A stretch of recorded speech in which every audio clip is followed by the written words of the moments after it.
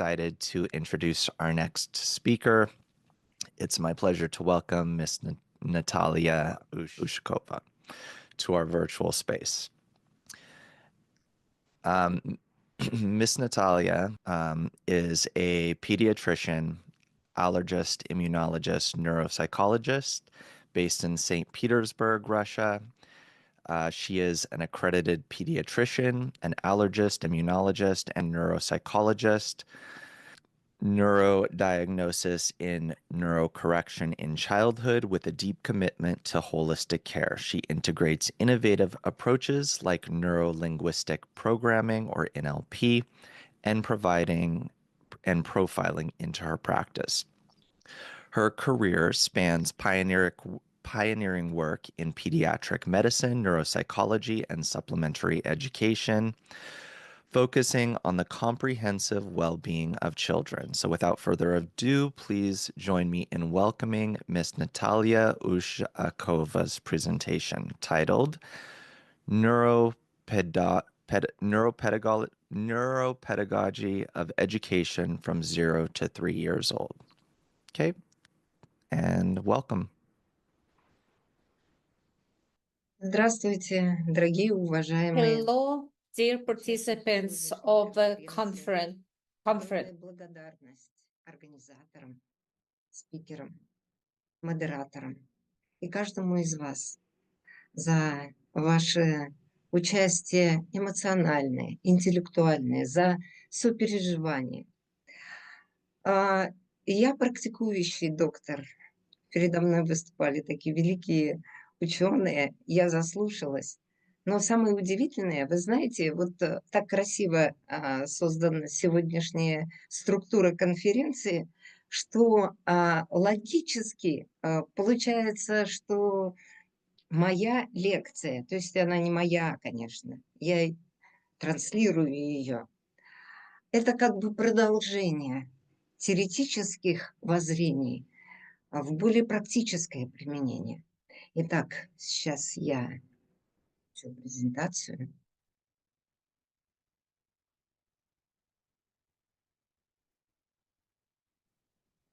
Минуточку. Слайды. Сразу конец получился. Ну, сейчас минутку переключу. Итак, извиняюсь.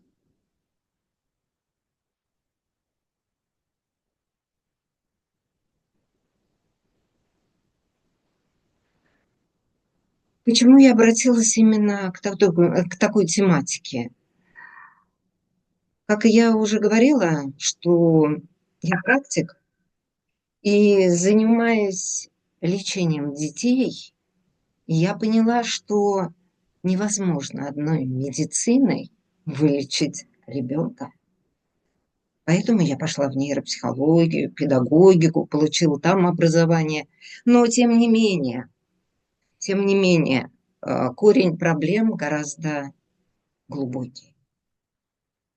И поэтому тема моя называется «Нейропсихология, нейропедагогика, воспитание и образование от 0 до 3 лет».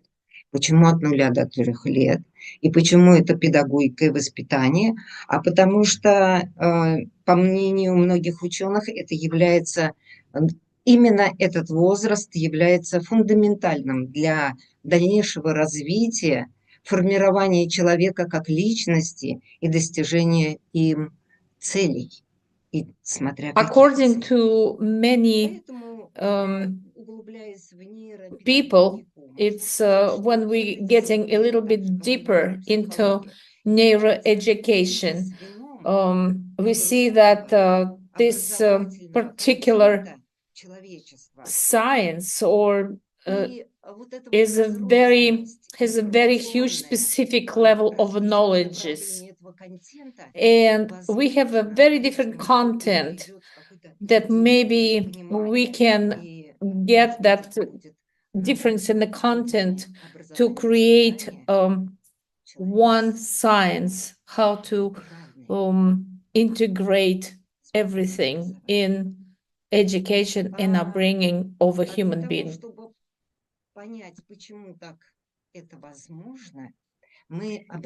And to understand why it's possible to do, we can talk about morphology, physiology, and psychology of a human being.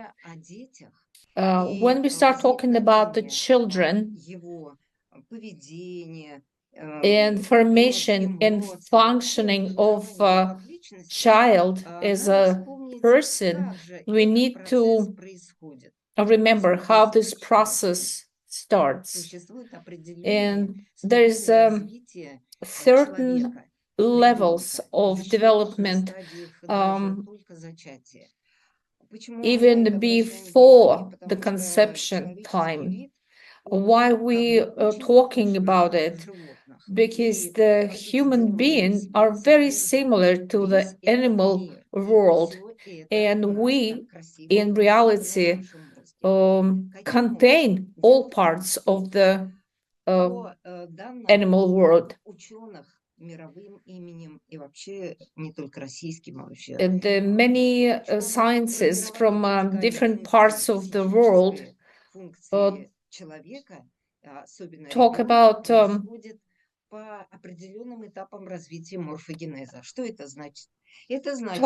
the higher mental function in child depends on the process of morphogenesis. The process of brain development according with the law of nature, according to timely maturation of specific zones, depending on time and the surrounding. It also goes from the top, from the bottom to the top. The human being has all parts of the development, and we can talk about from the basic to higher level, from animated plant level and human level to the development of a neocortex that's very small, size of which is specific only to human. What else do we need to remember? All those levels formed very early, before the birth, and a human level is developed, mainly developed after the birth occurs, because the human being is a product of important social conditions. It's a product of the whole humanity. We are just opening what the whole humanity created for us. We don't make anything new. Well, of course, there is certain developments that occur, and we find the new things, but they're very important that the human being is formed based on socium. It's very important to remember that the human brain and the brain of the baby is very flexible. All neurons are playing.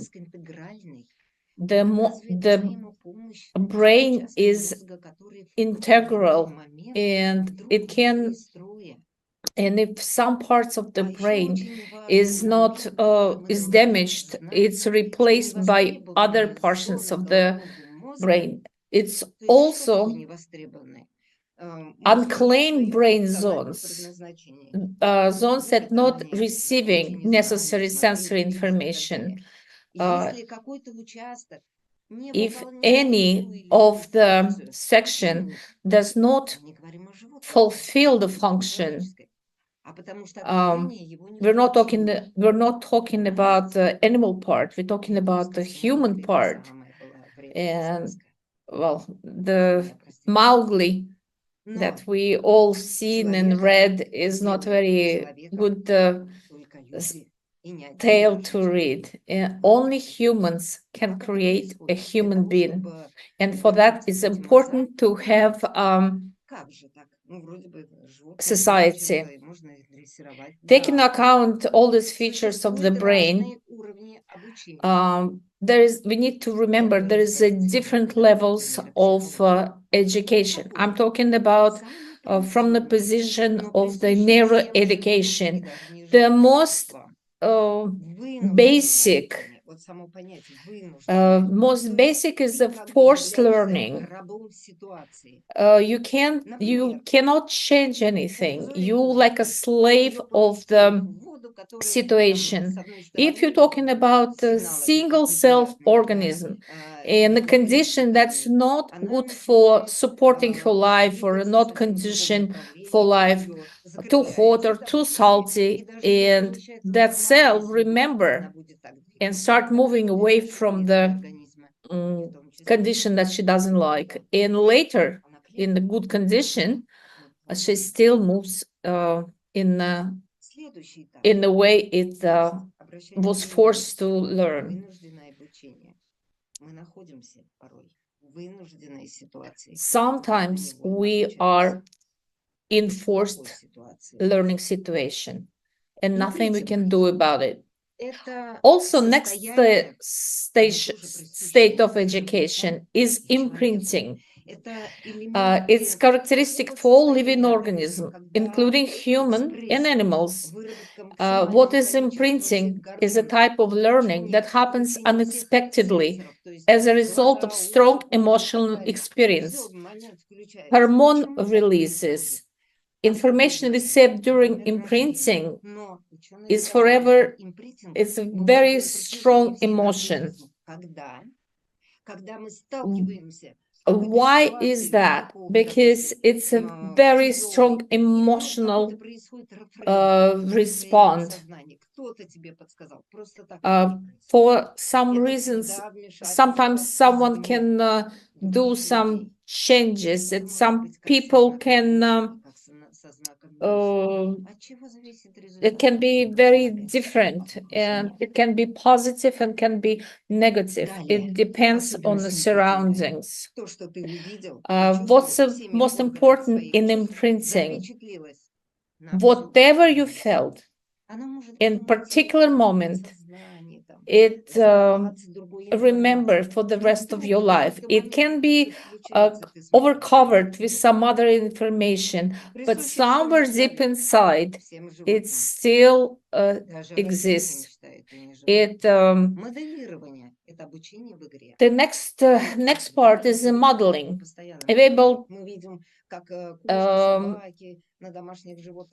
It's available through the game. We can see the animals, kitten, how to place with some mice and trying to catch it. It's taught by their parents. It's somewhat freedom, but it's not exactly freedom, because it's all works by nature reflexes. And the highest level of education is directed learning and upbringing. It's purposely, it's in particular for human and taught to human by human. And again, it can be positive and negative.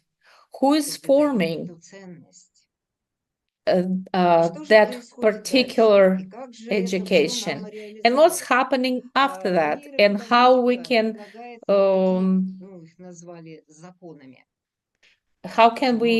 implement all this information. Neuroeducation formed so-called laws of neuroeducation, but we need to educate our children, and not only children. It must be meaningful for both for child and the teacher. It can be teacher, it can be parent. We can be students ourselves, but most important, it's meaningful. It has to be meaningful at a human level. It has to be timely. We're talking about a human being. And what does it mean? It means that brain has to be mature.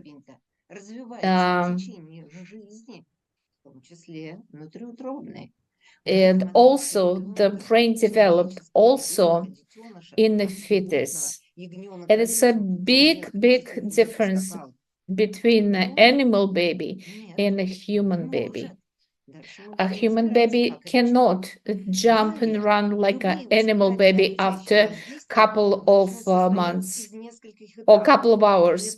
Every educational process has to have a different levels of education. There is certain steps in education. There is different doses of learning. Whatever the person have to get the information through the brain, it has to get through emotion. We're not an animal. We have very strong emotions, cascade of emotions. And at that time, the human genome starts to work, that we're turning on that genome, and we need to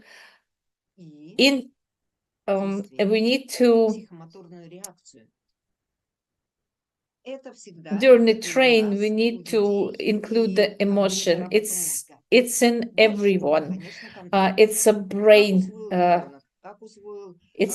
work. And of course, we need to have a control over what we are teaching.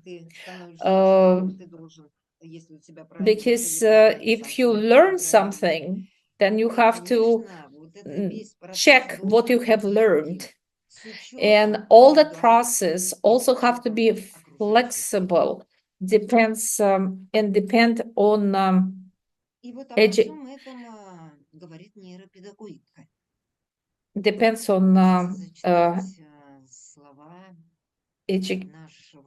our surrounding. And I would like to read some extract from Mikhail Leitman. We think that the fetus has no knowledge, but it does. It learns and acquires much wisdom. It's not simply written in the book of lore that the embryo in maternal waters sees the whole world from end to end. Yes, there it learns the fundamental of life's program. Otherwise, would it be born just a piece of meat? It is born with the forces that develop everything. It enters a wide environment where increasingly powerful positive and negative forces act, so that combining them in the right proportions and forms, it constantly grows and remains in harmony with them. Despite the forces being opposite, this is how it grows. And how does it works? Based on knowledge and particularity of brain function, prenatal psychology, psychiatry, education, and neuroeducation was created. How the person received the information? Fetus, just a small cell, can receive information as a cellular level from the parents through absorption. That small seed that we placed in the ground. Whatever. And how does it goes through the stages? There is a certain method that exists. It's so-called haptonomy method, first introduced by Dutch pediatrician Frans Velman. essence of hypophonomy is also based on laws that we talked about. And what is on that particular level? The fetus inside of a mother's womb is not a simple organism. It is so different from others because the human brain is focused on social and kind connections.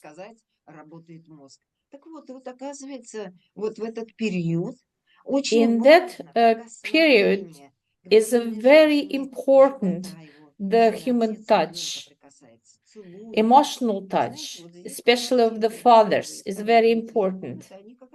And those all the laws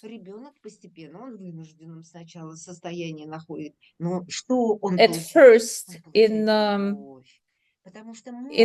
condition because he doesn't really seize on do anything, but he received the information. Our words, it develops through amniotic fluid, through the blood, through the hormones, and he feels it through the touch in the world. He swims in waters of love. And during that time, his neurological systems start to work, and he start to react. The father kissed the fetus, and during the time, the baby inside start to react and move their hands, and it's at that time he start to develop also the conditional reflexes. That's formatting of conditional reflexes. That's when you receiving the similar signal and you start to feel that that signal is very important for you. But also over here, it's important to have a positive or negative imprint. It's all different people, it's a different situation.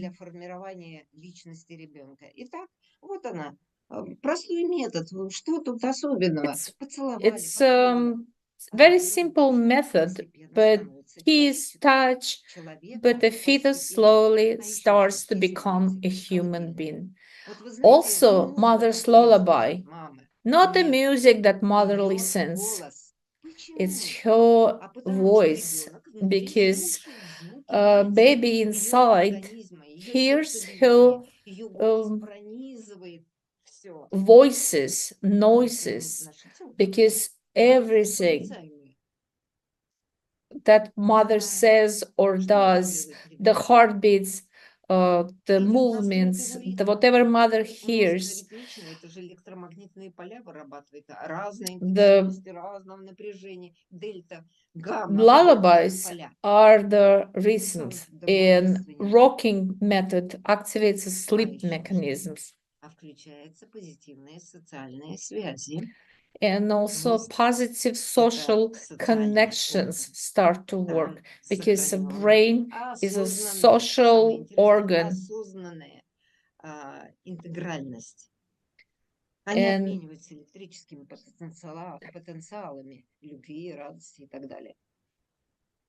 Но на этом еще не заканчивается. Следующий этап мы с вами but прошли. development doesn't stop over here. But the next step is a little bit higher on the level, and its next level is imprinting. It's an act of birth, and it's a very important period. It's a very difficult time for both mother and the child. And what happens? Whatever the baby sees in the first few moments of life, scientists do believe and they prove that the child understands of what happened. And whatever does he see depends a positive or negative reaction that he can see. It can be positive if he sees happy faces of mother, father. He sees the positive part, joy of life. And he will remember that for the rest of the life. We don't really know what kind of genes we have, but the child depends on his surroundings and imprinting stimulated by surrounding. But if we look at the photo on the left, we don't have no idea what will see the baby. It can be joy, but it can be stress because doctor worked too hard and his eyes are tired, and it will be remembered by the baby. Next period is a connecting link between uterine and extrauterine development.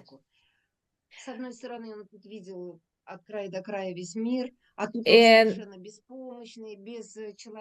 what's happening at that time?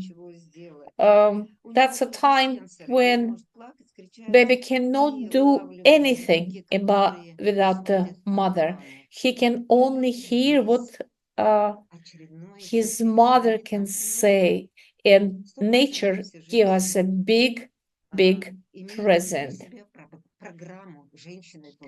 100% of all women have a present from the nature, a phenomenon of bonding. It first was mentioned by George Pierce, the magic child. That program that exists, unfortunately, no one uses this gift, and a result of which is independent connection can be destroyed. Bonding is also instinctive, invisible connection between child and the mother. Some scientists say it doesn't exist. Some scientists believe there is no morphological evidence of bonding. Some part of the bonding is also holding. It refers to physical part of connection. When statement that mother and child do not have a common boundaries in prenatal state were presented to British pediatrician and child pediatrician Donald Woods, he objected and spoke about placenta. Whose organ is it? Mother's or baby's? There is no escape. It's a common organ. It's a situation that called diada, when mother and child is connected. What's next? У него начинает формироваться некие социальные позывы, потому что мозг человека the human keeps develop. The baby cries. The baby is asking for attention, and And how can it be that connection between the mother and the child? The baby needs to pee and poop, defecates about 25 times. Why is that? Why the nature created that? Well, because we need to hold the baby at least 25 times. We need to speak to the child. We have to say to my child and call it by names, Sasha, Masha, John. We have to talk to him using the name because it's a human baby. Most likely you've seen a situation when someone refers to each other, oh, my little baby, oh, my little chicken, oh, my little rabbit, or whatever name, but not a human name. But why and what for? When we not calling the baby by human name, we undermine him. So, and we undermine any other person when you call it different, even very nice names from our point of view. It's very sad, but it exists that one boy from Japan, Kinito Ito, when he was a child, they were calling him a monkey. And what happened? The boy started to learn to walk as a monkey. And he started Olympic champion.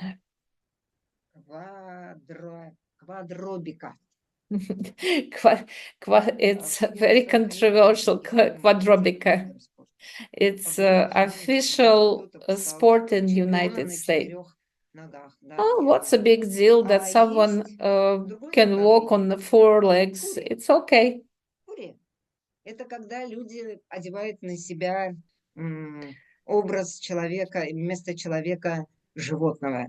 Итак, человек очень податливое существо и формируется. The human is very, very flexible, and education and upbringing goes through social upbringing. And we are teaching children through the human interconnection. We talk about, we're trying to talk to the child on the level he can understand. We don't start to talk to the child as these philosophical issues. We're teaching the baby how to walk and talk and on the level he can understand. The child is 100% is dependent on the parents, on the family, on the society, on the surrounding. And this mother-child dyad is also breaking apart.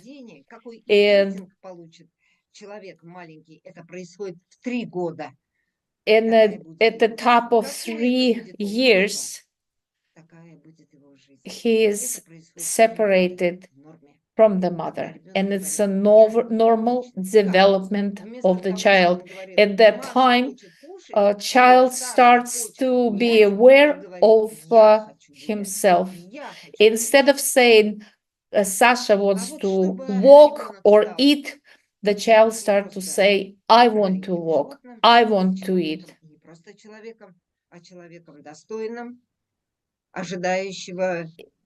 Based on the presented information and with a program of harmonious development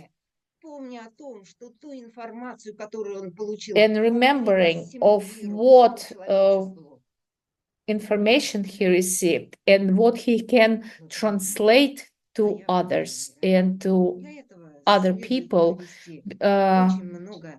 he will realize that all the world inside of me and I am inside of the whole entire world.